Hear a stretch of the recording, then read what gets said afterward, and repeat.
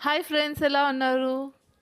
నిన్న చెప్పాను కదా మా ఇంట్లో పూజ అండ్ హోమం ఆ 2 చేసుకున్నామని.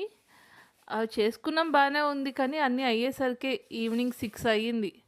ఇంకా ఆ టైంకి ఫుల్‌గా ఆకలి మీద ఉన్నాం. సో, ఇంకా మార్నింగ్ నుంచి ఫుడ్ ఏం ప్రిపేర్ చేసుకునే టైం కుదరక ఏం చేసుకోలా.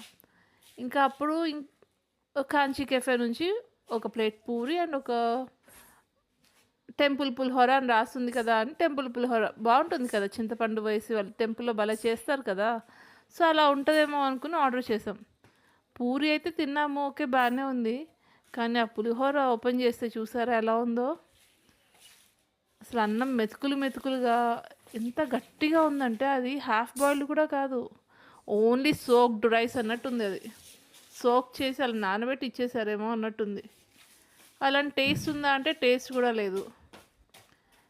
ఏమో టెంపుల్ పులిహోర అన్న పేరే కానీ అస్సలు ఏం మా బాబు చెప్తున్నాడు, అమ్మ జస్ట్ స్పైసీ పులిహోర అని. అది తింటే ఖచ్చితంగా కడుపు నొప్పి వస్తుందేమో అని ఇంకా నేనైతే తినలేదండి. అలా జరిగింది.